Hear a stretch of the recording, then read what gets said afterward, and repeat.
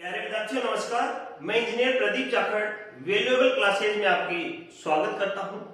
अपन math पढ़ रहे हैं और मैथ के अंदर जो अपन टॉपिक पढ़ रहे हैं उसका नाम है प्रतिशत, परसेंटेज। इससे पहले अपनी लगातार क्लासें हो रही हैं, उसमें अपन ने एक दो टॉपिक पहले खत्म कर लिए हैं। वो आप यदि नहीं देख पाए हैं तो उनको देखिएगा।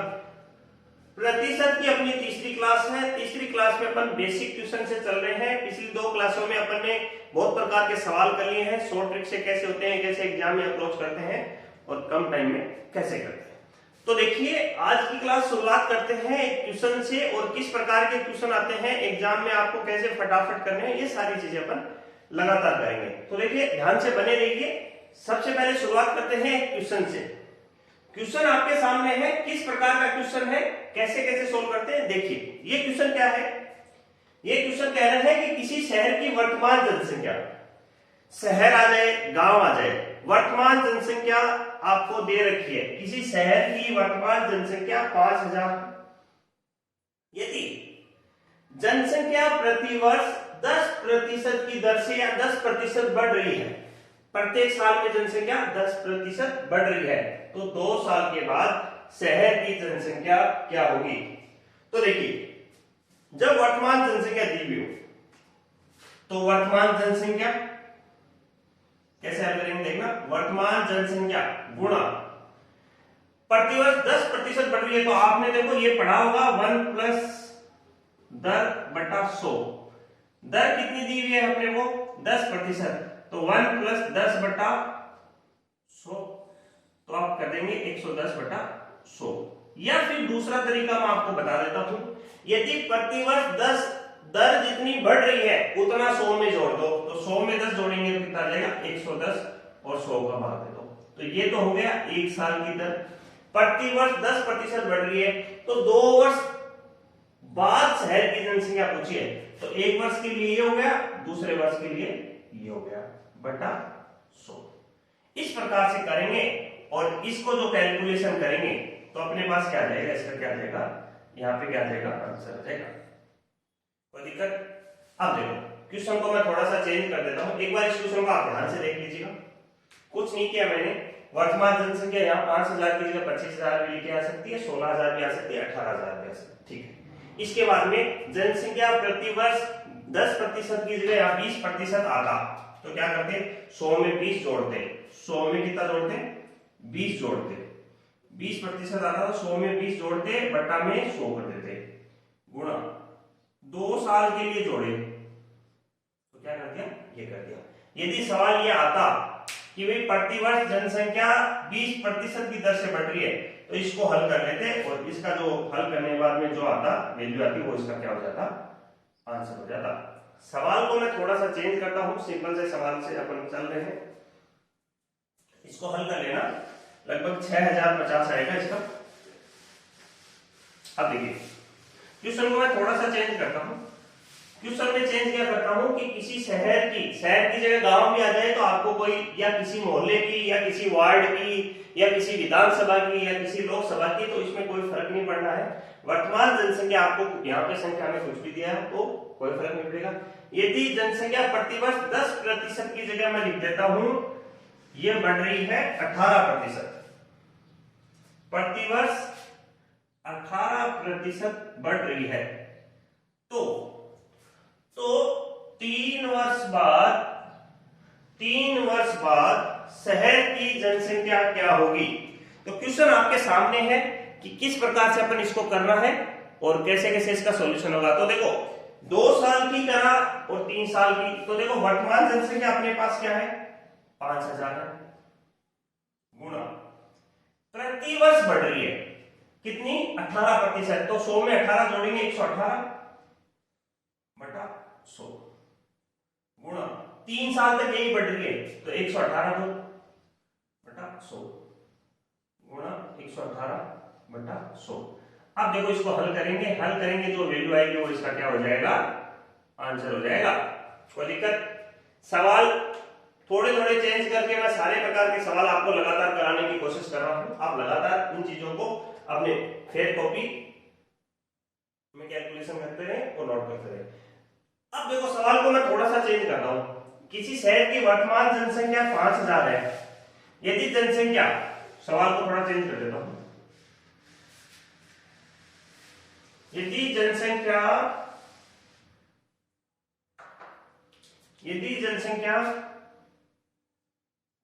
प्रथम वर्ष, यदि जनसंख्या प्रथम वर्ष 5%, दूसरे या द्वितीय बोल दो, दूसरे वर्ष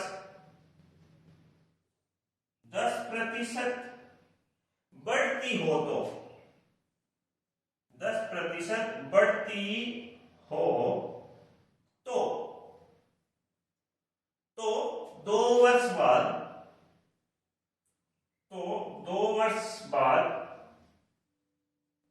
शहर की 2 वर्ष बाद शहर की जनसंख्या क्या होगी?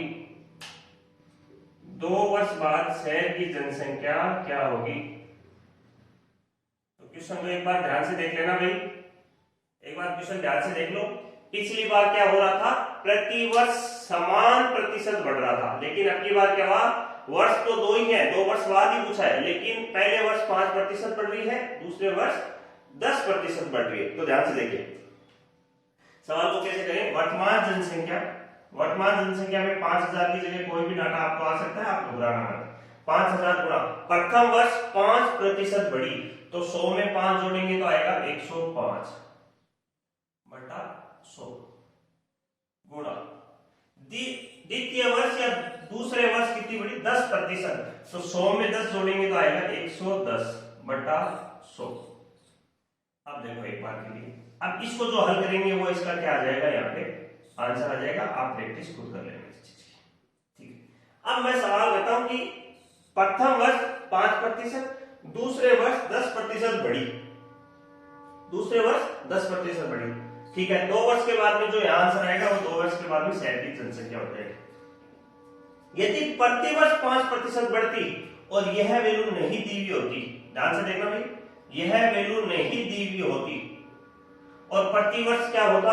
5% बढ़ती, तो आप क्या कर लेते? वर्तमान जनसंख्या गुणा प्रति वर्ष 5, तो 100 प्लस 5 105 बटा 2 वर्ष के लिए बढ़ रही है, तो इन चीजों को 2 बार के लिए लिख दो। तो पहले वाला सवाल यहाँ हो जाएगा, यहाँ पे जो वैल्यू आएगी वो इसका क्या हो जाएगी? आंसर हो जाएगा। कोई दिक्कत यहाँ तक? ठीक है। अब सवाल में मैं थोड़ा सा चेंज कर देता हूं। सवाल में चेंज क्या करता हूं? सवाल में ये चेंज करता हूं, अब तो अपन लगातार जनसंख्या बढ़ने की बात कर रहे थे। मान लो कि कोविड आ गया या कोई ऐसी महामारी आ गई जिसके कारण जनसंख्या घट भी सकती है। तो क्वेश्चन देखो एक बार, सॉरी, किसी शहर की वर्तमान जनसंख्या 5000 है, यदि जनसंख्या प्रथम वर्ष 5%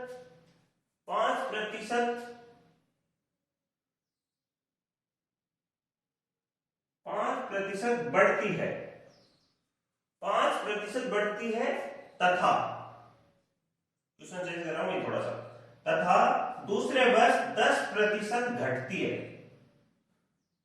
घटती हो तो 2 वर्ष बाद शहर की जनसंख्या क्या होगी? देखो पिछले 3 सवालों में अपन ने जनसंख्या घटने वाला कोई भी क्वेश्चन नहीं पढ़ा था, अब अपन नया क्वेश्चन में घटता हुआ पढ़ते हैं। तो देखो वर्तमान जनसंख्या क्या है? 5000 गुणा प्रथम वर्ष में जनसंख्या क्या हो रही है? 5% बढ़ रही है, तो बढ़ रही है तो 100 प्लस 5 105 बटा 100। यदि जनसंख्या घट रही है, ध्यान से देखना भाई, जनसंख्या बढ़ रही हो तो 100 में जोड़ रहे हैं वो, और जनसंख्या यदि घट रही है तो 100 में से घटा रहे हैं, बस दोनों में ये अंतर है। तो दूसरे वर्ष 10% घट रही है, कितने में से घट रही है? 100 में से 10, तो कितना आएगा? 90, ठीक है। तो यहाँ लिख देंगे 90 बटा 100। अब इसको जो हल करेंगे जो संख्या आएगी वो अपनी क्या हो जाएगी? आंसर हो जाएगी। कोई दिक्कत?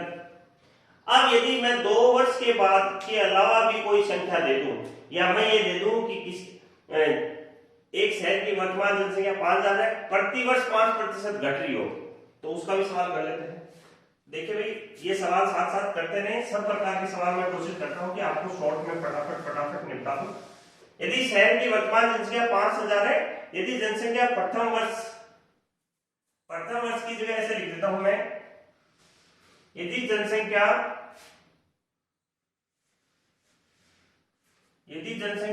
प्रतिवर्ष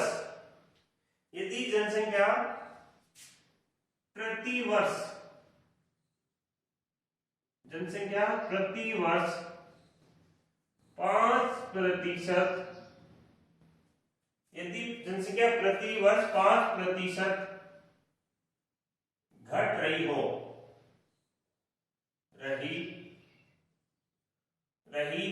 तो 2 वर्ष बाद शहर की जनसंख्या क्या होगी? तो आपको सीधा सीधा पता चल जाएगा कि 5000 वर्तमान जनसंख्या गुणा प्रतिवर्ष 5% घट रही है, तो 100 में से 5 घटाया तो कितना आ जाएगा? 95/100 गुणा 95/100। 2 बार क्यों लिखा? क्योंकि 2 साल तक लगातार घट रही है 5%। प्रतिवर्ष लिखा है ना, प्रतिवर्ष का मतलब हो गया प्रत्येक वर्ष में 5% घट रही है। तो इनको जो हल करेंगे तो जो संख्या आएगी वो अपना क्या हो जाएगा? आंसर। उम्मीद है कि आप जोड़ बाकी गुणा भाग खुद से करें, क्योंकि परीक्षा में आपको खुद को अटेम्प्ट करना पड़ेगा। मैं आपको तरीका बता दूंगा, उस तरीके से आप क्वेश्चन हल कर लेना। इसके बाद में देखो थोड़ा सा क्वेश्चन फिर चेंज कर देता हूं। क्वेश्चन में क्या चेंज करता हूं देखना, हर क्वेश्चन में मैं कुछ ना कुछ चेंज करके दे रहा हूं आपको। एक शहर की वर्तमान जनसंख्या, अब मैं क्वेश्चन मिटा देता हूं, क्वेश्चन थोड़ा और चेंज कर देता हूं।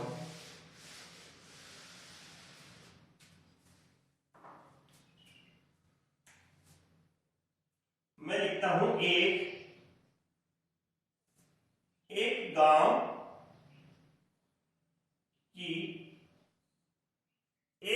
की जनसंख्या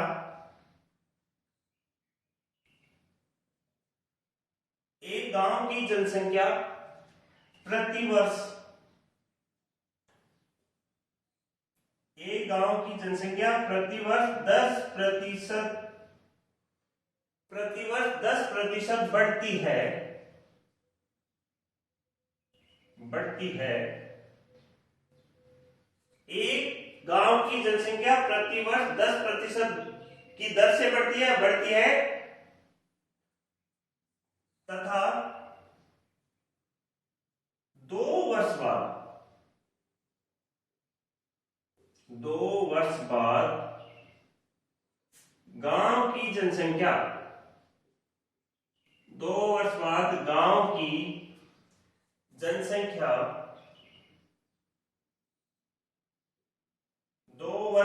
गांव की जनसंख्या 24,200 हो जाए, 24,200 हो जाए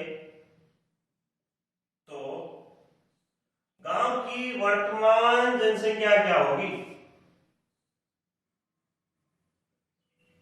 तो गांव की वर्तमान जनसंख्या क्या होगी? क्वेश्चन थोड़ा सा चेंज किया है मैंने, जनसंख्या क्या होगी?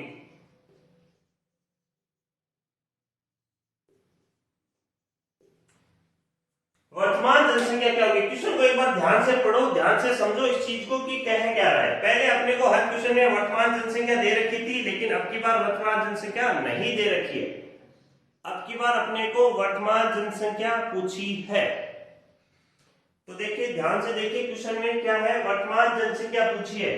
तो मैं वर्तमान जनसंख्या को x मान लूं, क्या बोले मान लो 2 वर्ष बाद गांव की जनसंख्या इतनी हो जाती है। तो पहले सवालों में क्या करते थे, देखो वर्तमान जनसंख्या गुणा जितने प्रतिशत बढ़ रही थी उसमें बटा 100 लगा के और बराबर में 2, जो आंसर आता था वो 2 साल का हो जाता था। ठीक है, लेकिन 2 साल बाद की जनसंख्या तो अपने को दे दी, तो वर्तमान जनसंख्या को मैं मान लेता हूं x गुणा प्रतिवर्ष 10% की दर से बढ़ती है, 10% की दर से बढ़ रही है, तो 100 + 10 कितना होता है? 110 बटा 100। कितने साल के लिए बढ़ रही है? तो आप कहोगे सर 2 वर्ष के लिए बढ़ रही है। ठीक है, 2 वर्ष के लिए बढ़ रही है तो 110 बटा 100 बराबर कितना हो जाएगा? 2 साल बाद में जनसंख्या कितनी हो जाएगी? 24,200। 2 साल बाद में जो जनसंख्या हो जाएगी वो हो जाएगी 24,200। कोई दिक्कत? ठीक है यहाँ तक। तो यहाँ से x की वैल्यू कैसे निकालेंगे? x की वैल्यू निकालने के लिए देखो एक बिंदु से एक बिंदु गया, इस बिंदु से ये गया, तो ये हो जाएगा, पक्षांतरण करेंगे इन चीजों को, तो देखो 200 गुना ये हो गया 100, क्योंकि देखो ये भी कट गया, बट्टा 11 और 11 से गुणा किया तो यह आ जाएगा 120। इनको हल करेंगे तो x की वैल्यू आ जाएगी अपने पास 20,000। x का मतलब क्या हुआ? शहर की नहीं, सॉरी, गांव की वर्तमान जनसंख्या 20,000। अब पहले जो अपन सवाल करते थे, पहले सवाल क्या करते थे कि एक गांव की वर्तमान जनसंख्या 20,000 है, ठीक है, प्रतिवर्ष यदि 10% की दर से गांव की जनसंख्या बढ़ रही हो तो 2 वर्ष के बाद में जनसंख्या क्या होगी? मतलब ये पूछते थे अपन, यही तो पूछते थे अपन। अब की बार उल्टा कर दिया उसने, ये वैल्यू दे दी और ये पूछ लिया, कोई दिक्कत? अब देखो एक सवाल और आता है, एक सवाल ये आता है कि मान लो ये दे दिया आपको, पहले साल की दे दी तो दूसरे साल की पूछ ले और ये दे दिया, तो वहां से भी आप क्या कर सकते हो? पक्षांतरण करना है, जोड़ बाकी गुणा भाग करना है, वहां से भी आपका आंसर आ सकता है। अब देखो इस सवाल को मैं थोड़ा सा चेंज कर देता हूं। चेंज क्या करता हूं कि एक गांव की जनसंख्या प्रतिवर्ष, एक गांव की जनसंख्या प्रतिवर्ष की जगह कर देता हूं। यहाँ पे तो देखो वैल्यू कुछ भी लिख दे, ऐसे तो मैं ना हजारों सवाल करा सकता हूँ कि वैल्यू ये कर दिया, इसकी जगह पहले 1 लिख दूं, 2 लिख दूं, 3 लिख दूं, 4 लिख दूं, ऐसा नहीं। 10% अब की बात क्या है? घटती है, बढ़ती की जगह क्या है? घटती है। तो घटने वाले में सीधा सा पता है, घटने वाले आपको सीधा सा पता है कि भाई देखो वर्तमान जनसंख्या x घट रहा है, तो 100 में से 10 घटाए 90। कितनी बार के लिए घटाना पड़ेगा? बोले कि सर 2 बार के लिए पूछा है, 2 वर्ष बाद, तो ये करा बराबर, तो ये आ गया आपका आंसर, ठीक है। इसकी जगह ये कहता कि किसी गांव की जनसंख्या पहली साल 10% घटती है, देखो मैं ऐसे लिख देता। अब देखो मैं हिंट में लिख रहा हूं, आप समझ जाना क्वेश्चन को।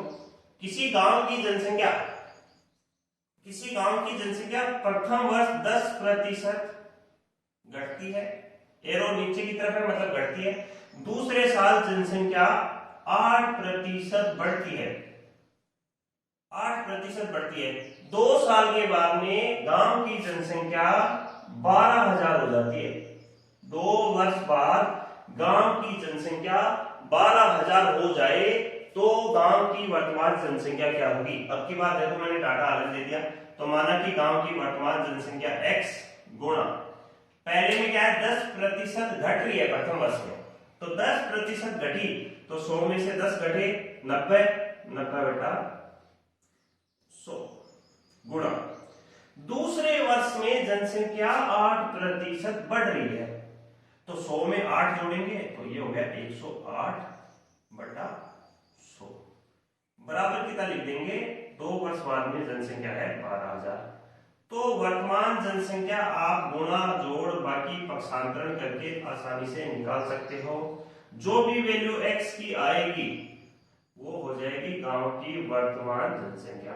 तो देखो घटाने वाला भी दे दे, दोनों घटाने वाले दे दे, प्रति वर्ष 3 साल तक लगातार घट रही है।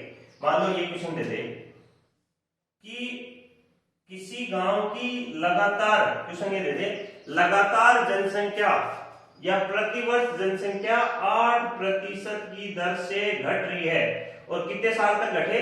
3 वर्ष तक घटे, और 3 वर्ष के बाद में यदि गांव की जनसंख्या 4,000 रह जाए, कितनी रह जाए? 4,000, 3 वर्ष बाद में 4,000 रह जाए, तो बताओ गांव की वर्तमान जनसंख्या क्या होगी? तो देखो गांव की वर्तमान जनसंख्या x, गांव की वर्तमान जनसंख्या हो जाएगी x गुणा 3 साल तक घट रही है 8%, तो 100 में से 8 गया 92 बटा 100 गुणा 92 बटा 100, 92 बटा 100 बराबर में क्या लिख देंगे?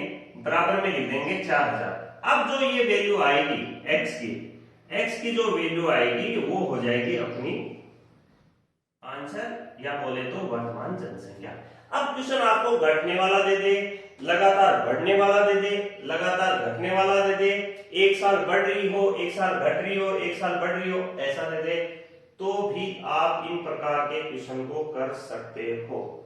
या फिर आपको दे दे कि गांव की वर्तमान जनसंख्या दे दे, तो 2 साल, 3 साल, 4 साल, 5 साल बाद की जनसंख्या पूछ सकता है, वहां से आप आंसर निकाल सकते हो। या फिर आपको 3 साल बाद की जनसंख्या दे दे और कह दे वर्तमान जनसंख्या बताओ, तो आप निकाल सकते हो। तो उम्मीद है इस प्रकार के सवाल आप आज के बाद में गलत नहीं करोगे। अब इसके बाद में देखो एक सवाल और करते हैं।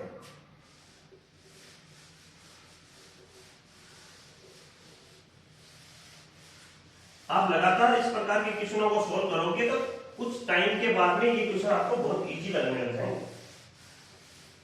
देखिए, एक गांव की वर्तमान जनसंख्या, क्वेश्चन में लिख देता हूं, एक गांव की वर्तमान जनसंख्या 8000 है।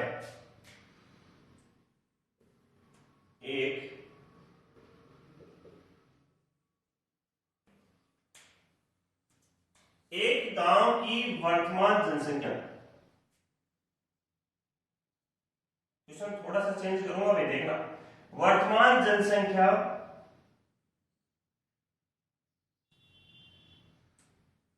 एक गांव की वर्तमान जनसंख्या 8000 है। यदि यदि प्रथम वर्ष जनसंख्या, प्रथम वर्ष का मतलब इतना ही है कि आज है, इससे अगले वर्ष यदि प्रथम वर्ष जनसंख्या 10%, प्रथम वर्ष जनसंख्या 10% बढ़ जाती है, 10% बढ़ जाती है,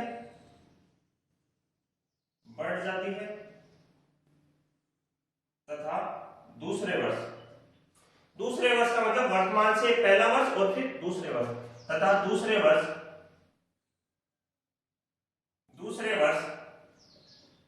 15% बढ़ जाए, 15% बढ़ जाए या वृद्धि हो जाए तो 2 वर्ष बाद, शहर की या गांव की जनसंख्या में कितने प्रतिशत की वृद्धि हुई? 2 वर्ष बाद गांव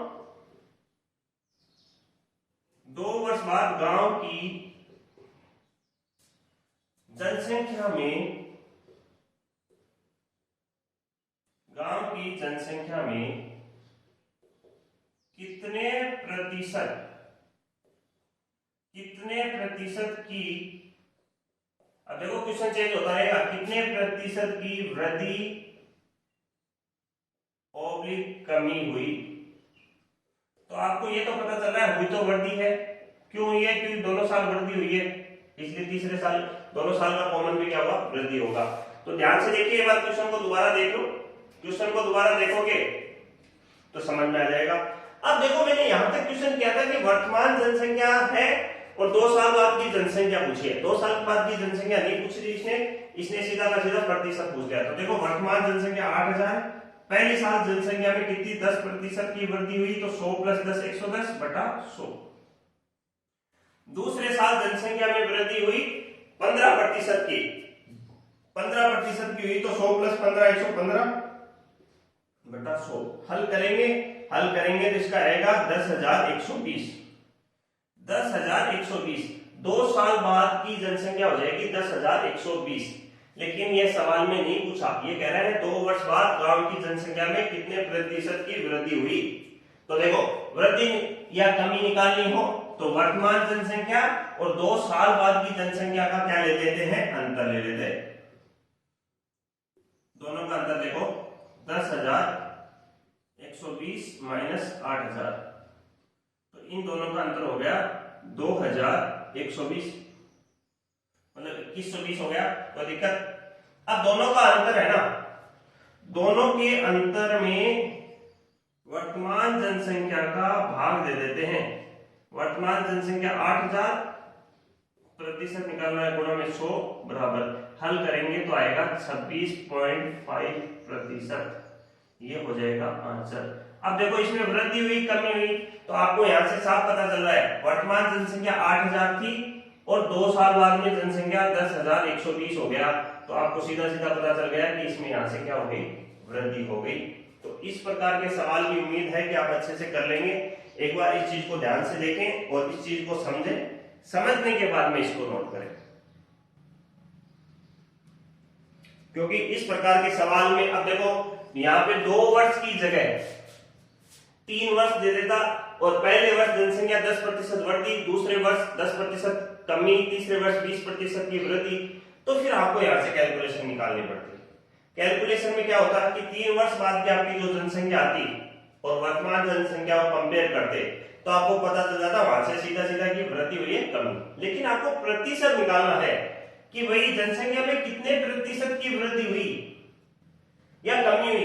वृद्धि और कमी तो यहां से पता लग जाएगा, लेकिन इसका प्रतिशत निकालेंगे तो इन दोनों का अंतर बट्टा वर्तमान जनसंख्या गुणा 100 गुणा में क्यों आया, क्योंकि अपने को प्रतिशत लगाना था। तो इस प्रकार के सवाल उम्मीद है कि आप आगे फटाफट कर लेंगे। इसके बाद में दूसरे प्रकार के पैटर्न के सवाल करते हैं, वो कैसे होंगे वो चीज नोट करेंगे। पहले इस चीज को आप देखो। अब देखो इसके अंदर कोई भी डाटा आगे पीछे कर दे, वर्तमान जनसंख्या 8000 की जगह 18000 कर दे, प्रथम वर्ष जनसंख्या में 10% की कमी, दूसरे वर्ष वृद्धि या दूसरे व तीसरे वर्ष लगातार 10% की वृद्धि, तो वो चीज आपको बार बार प्रैक्टिस करोगे तो लैंग्वेज समझ के आसानी से हो जाएगी। तरीका यही रहेगा, तरीका नहीं बदलेगा। अब देखो क्वेश्चन दूसरे करते हैं, चुनाव से संबंधित क्वेश्चन आते हैं प्रतिशत में, वो क्वेश्चन कर लेते हैं। एक चुनाव में 2 उम्मीदवार थे, एक चुनाव में, या मैं ऐसे कह दूं एक चुनाव में 2 उम्मीदवारों ने भाग लिया, या एक चुनाव में 2 उम्मीदवार थे, या उम्मीदवार को कई बार प्रत्याशी लिखाता है तो एक ही बात है। एक चुनाव में 2 उम्मीदवार थे, एक चुनाव में 2 उम्मीदवार थे, जीतने वाले उम्मीदवार को, जीतने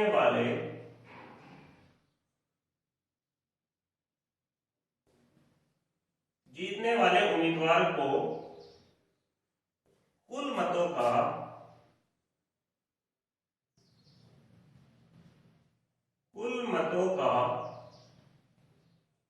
60% या कुल मतों के, लैंग्वेज चेंज कर लेंगे, कुल मतों के 60% मत प्राप्त होते हैं, 60% मत प्राप्त होते हैं, मत प्राप्त होते हैं, एवं वह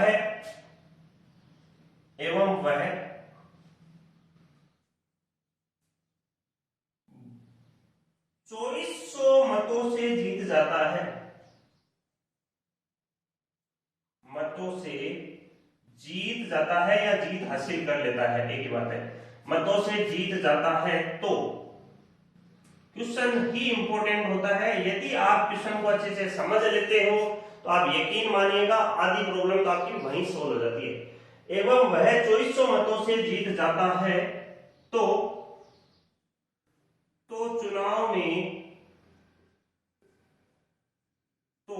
चुनाव में कुल कितने मतदान हुआ, या चुनाव में कुल कितना मतदान हुआ,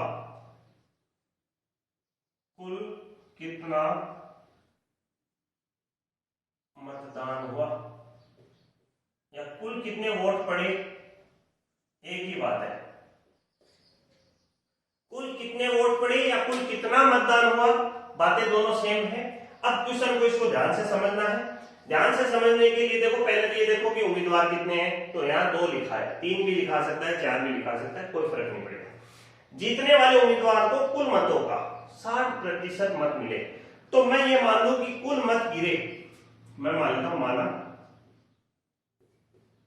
जो कुल वोट पड़े ना, कुल मत या वोट एक ही बात है, कुल मत कितने 100 थे, तो आप कह देना कि भाई कुल मत कितने गिरे 100 मान लेते हैं, या 100% गिरे एक ही बात है।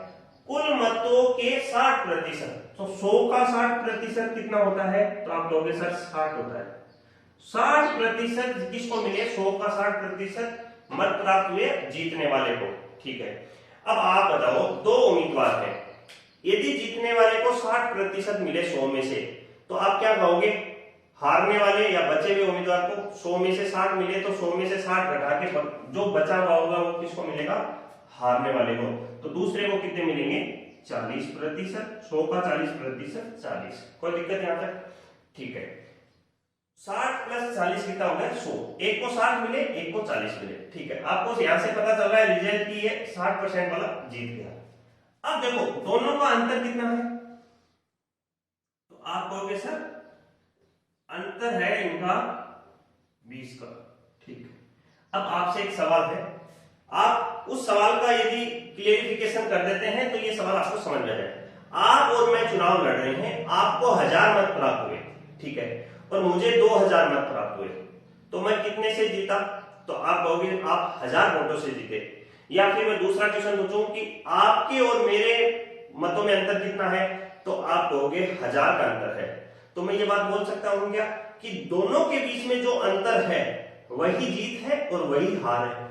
तो कैसे, देखो मान लो आपको जो मत मिले वो मिले 1000 और मुझे मत मिले 2000, मेरे को 2000 मत मिले, आपको 1000, दोनों का अंतर कितना है, तो आप कहोगे अंतर 1000 है। ठीक है, बिल्कुल 1000 है। तो या तो मैं 1000 वोटों से जीता, ये मैं हूं और ये आप है, ठीक है, या तो मैं 1000 वोटों से जीता या आप 1000 वोटों से हारे। तो ये हार और जीत क्या है, तो आप कहोगे हार और जीत आपस में क्या है, अंतर है। यही बात आपको समझनी थी, बस ये समझ लिए तो ये चुनाव के क्वेश्चन हो जाएंगे। कैसे हो जाएंगे, देखो इनके प्रतिशत का अंतर तो 20 है, लेकिन वह 2400 मतों से जीत जाता है। 2400 मतों से जीतना हारना क्या है, तो आप कहोगे ये सर अंतर है। तो यह अंतर, हारना और जीतना, यह अंतर, इस अंतर के मैं बराबर लिख दूं क्या, तो आप कहोगे बिल्कुल लिख दो। तो देखो यह अंतर कितना है, 20 है, लेकिन हार और जीत क्या है, आपस में अंतर है। मैंने कहा मैं 1000 मतों से जीता, तो यह क्या हो गया, इन दोनों का अंतर हो गया। यदि मैं कहता मैं ये कहते कि 1000 वोट से हारे, तो ये भी क्या हो जाता, इन दोनों के बीच का अंतर हो जाता।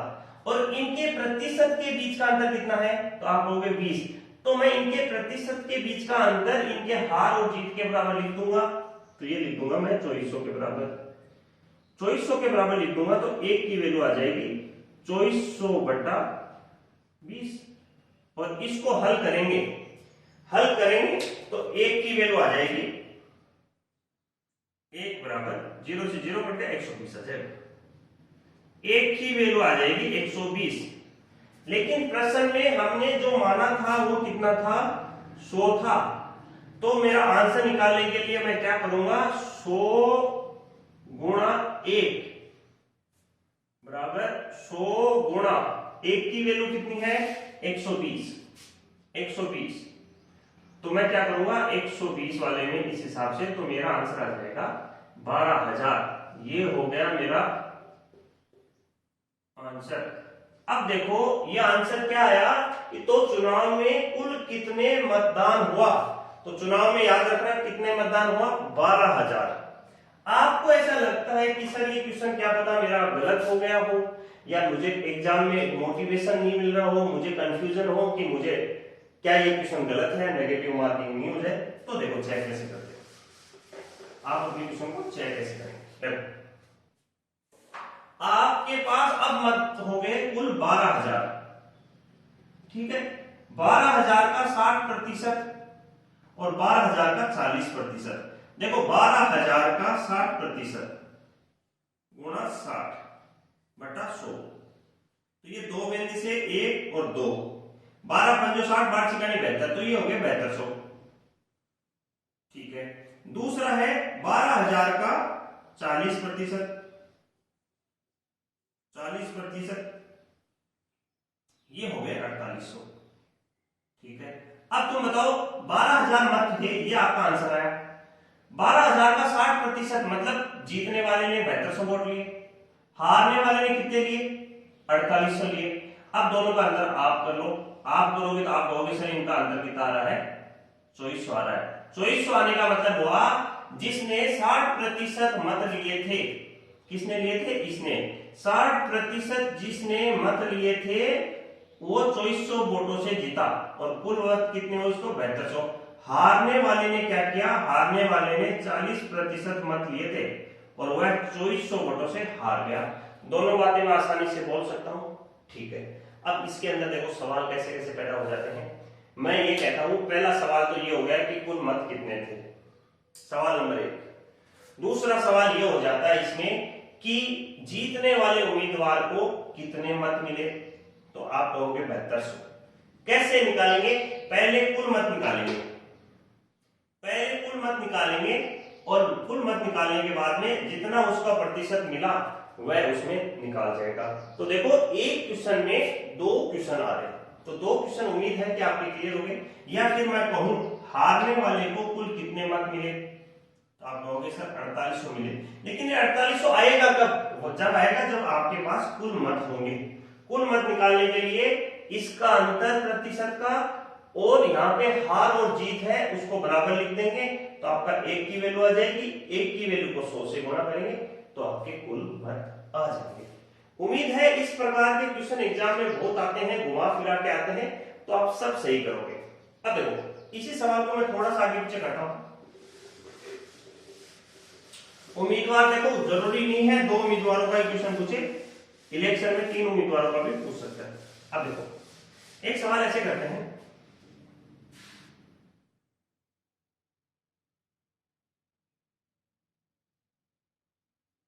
एक चुनाव में 3 उम्मीदवार कर लेते हैं। एक चुनाव में 3 उम्मीदवार थे, जीतने वाले उम्मीदवार को कुल मतों के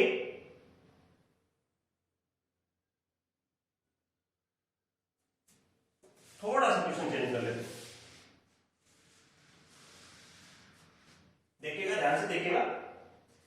एक चुनाव में तीन उम्मीदवार थे, जीतने वाले उम्मीदवार को कुल मतों के 45%, कुल मतों के 45% मत प्राप्त होते हैं तथा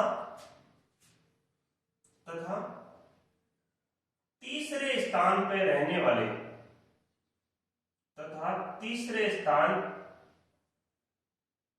अब देखो 3 उम्मीदवार हैं तो पहला स्थान, दूसरा स्थान, तीसरा स्थान, 3 स्थान होंगे। तीसरे स्थान पर रहने वाले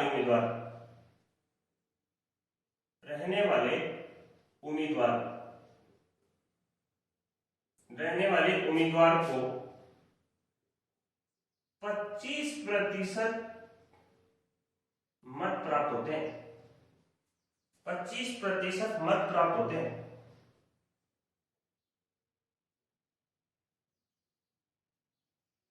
25% मत प्राप्त होते हैं और दूसरे स्थान पे रहने वाला उम्मीदवार, ध्यान से देखना, और दूसरे स्थान पे रहने वाला उम्मीदवार दूसरे स्थान पर रहने वाला उम्मीदवार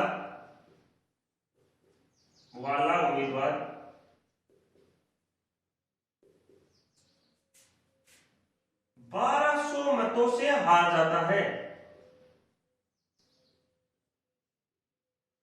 1200 मतों से हार जाता है। तो अब देखो, तो चुनाव में कुल मतदान कितना हुआ? चुनाव में कुल मतदान कितना हुआ या कुल कितने मत गिरे? चुनाव में कुल मतदान कितना हुआ या कुल कितने वोट गिरे? अब देखो क्वेश्चन आपको देखने में बहुत बड़ा लग रहा है, लेकिन मात्र ये आपको 30 से 40 सेकंड में आंसर दे देगा। एक बार आप क्वेश्चन ध्यान से पढ़ो, आपको क्या पूछा है, क्या वैल्यू दी है, इस चीजों को आप ध्यान से देखो। ध्यान से देखोगे तो आपको ये लगेगा कि क्वेश्चन बहुत सिंपल है।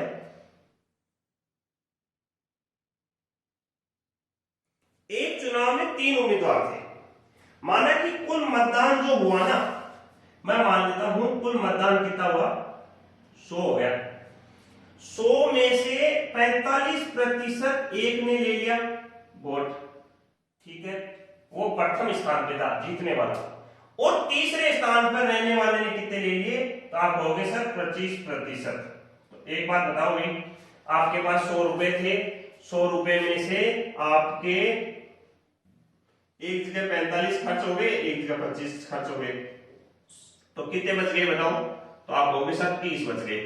या मैं ऐसे कह देता हूं कि भाई इसको 45% मत मिले, इसको 25% मिले, तो दूसरे स्थान पे रहने वाले को कितने मिले, तो आप कहोगे सर 30%। 100 का 30%, 30। ये प्रथम स्थान पे है, ये द्वितीय स्थान पे है, और ये थर्ड पोजीशन पे है। तो देखो ये तो प्रतिशत से आपको पता चल रहा है। अब क्या कह रहा है, देखो मैं यहां तक पहुंच गया हूं, प्राप्त होते हैं। चुनाव में 3 उम्मीदवार है, 1 2 3, ठीक है।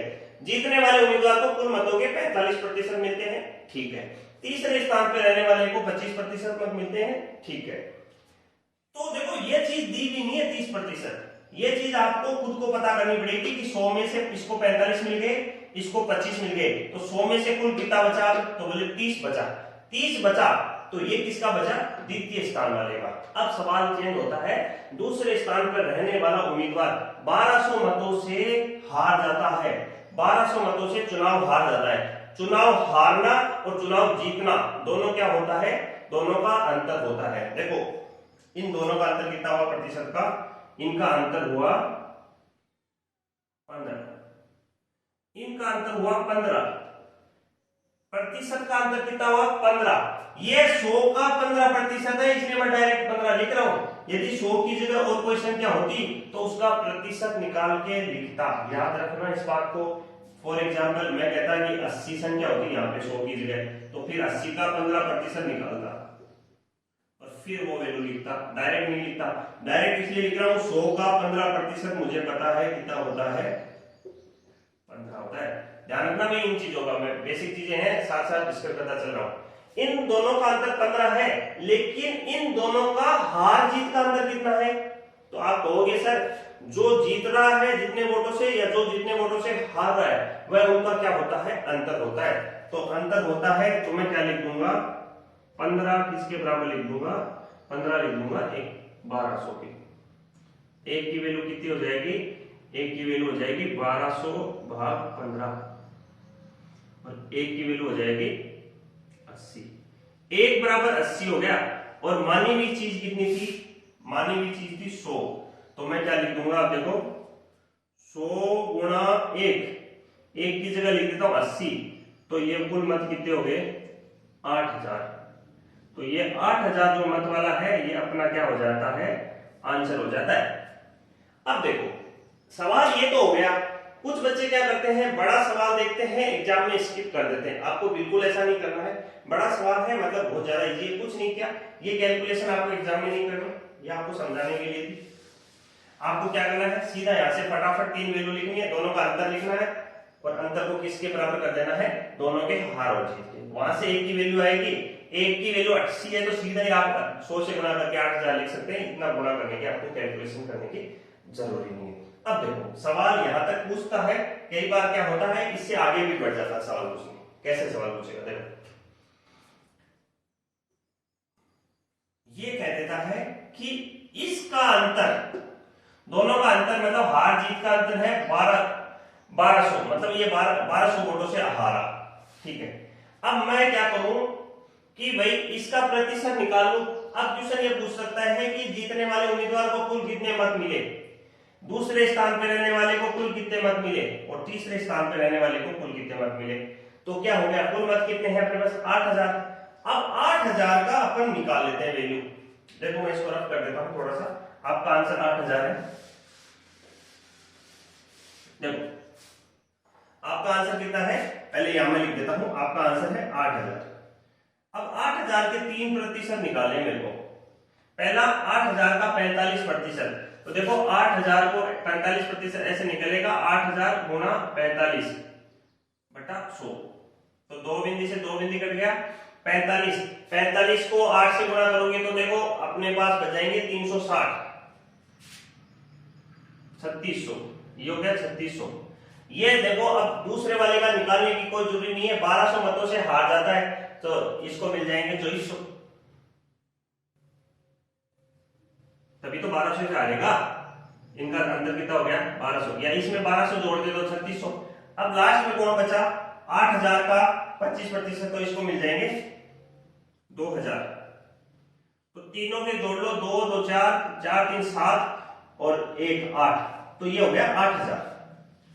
तो देखो पहले नंबर पे रहने वाले को जो मत मिले वो मिले 3600, दूसरे को मत मिले 2400 और तीसरे को मत मिले 2000। एक क्वेश्चन कई बार और पूछता है, क्या पूछता है कि दूसरे व तीसरे स्थान पे रहने वाले उम्मीदवारों के मध्य मतों का अंतर क्या था। देखो भाई मैं एक क्वेश्चन में 3 4 क्वेश्चन भी कई बार डिस्कस करता हूं। पहला क्वेश्चन तो ये हो गया है कुल मतदान, एक क्वेश्चन। दूसरा क्वेश्चन ये पूछ सकता है कि भाई प्रथम स्थान पे रहने वाले या चुनाव जीतने वाले को कुल कितने मत मिले 3600, ठीक है। या ये भी पूछ सकता है कि अंतिम स्थान पे रहने वाले को कुल कितने मत मिले, तो आप कैसे निकालोगे, कुल मत का प्रतिशत निकाल दिया तो आपका हो जाएगा 2000। अब ये पूछ सकता है कि दूसरे व तीसरे स्थान पे रहने वाले उम्मीदवारों के मध्य मतों का अंतर कितना था। तो देखो इसको 2400 मिले, इसको 2000, तो इनके मध्य जो मतों का अंतर होगा 400।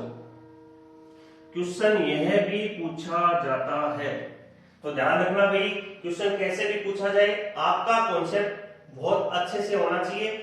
क्वेश्चन में दिक्कत कभी भी नहीं आती जब यदि आपका कॉन्सेप्ट क्लियर होगा तो आपके क्वेश्चन बहुत आसानी से होंगे। उम्मीद करता हूं कि इस प्रकार के क्वेश्चन आपको अच्छे से समझ में आए हैं। लगातार आप इन चीजों को रफ कॉपी फेयर कॉपी में क्वेश्चन लिखें, प्रैक्टिस करें, बार बार प्रैक्टिस करेंगे, क्वेश्चन फटाफट समझ में आएगा और क्या करना है किस तरीके से करना है ये सारी बातें आपको लगातार समझ में आएगी। उम्मीद करता हूं कि आपको सारी चीजें समझ में आएंगी। आज की क्लास में आपने अपने लिए टाइम दिया, इसके लिए आपका बहुत बहुत धन्यवाद।